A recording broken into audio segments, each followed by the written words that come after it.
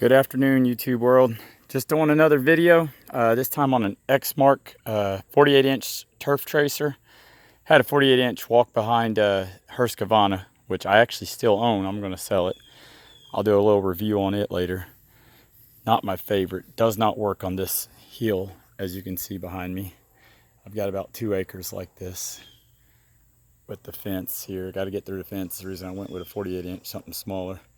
All the way around and on the other side as well, and then some of the front. So anyways, I decided to spend a little money, get this turf tracer. There really aren't a lot of places that offer it at a discounted price. Honestly, I couldn't find anything less.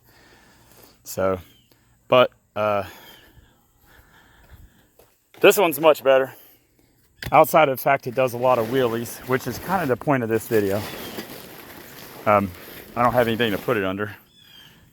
Really like to try to keep it protected, but I put up a 12-foot tarp, just hung it from the trees. Yeah, give it a little shade, and then I got this little platform here to sit it on for now. So, but anyways, so I guess it's like $8,500 is what I end up paying, more or less, $8,400 something dollars. He said he gave me the sulky. I don't know, maybe, but has the sulky, which is cool. Still can't use it on some of this hill when it's wet at all, like it's been raining the last couple of days. But I also had them add, because I don't like it shooting grass everywhere. It's already tore up on me a little bit. But I had them add this discharge chute on the side. It's a manual discharge chute, so I can open and close it, keep it from shooting grass when I don't want it to. Which is actually a great feature, because I have a lot of areas where close quarters, I don't want the grass blowing everywhere.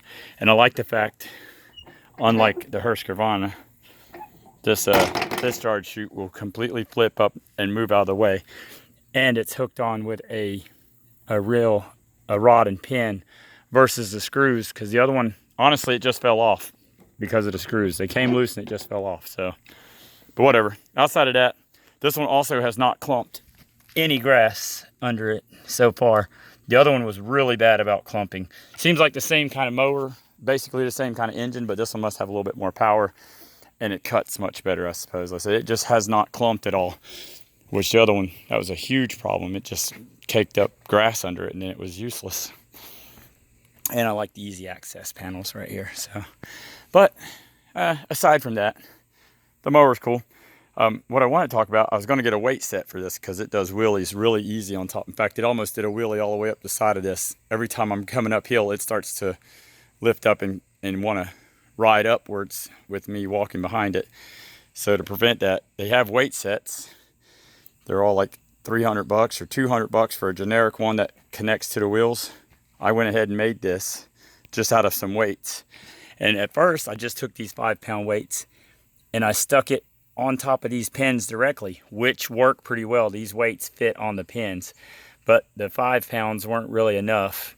10 pounds were a little bigger, and also they sticking them under the pin actually kind of made the deck too high, and then if I put the deck too low, then it wants to come off the top, and I don't want it to accidentally bounce off or something, because some of my mowing's a little rough, and I think it would just fall off and move. So I wanted something that was going to stay in place.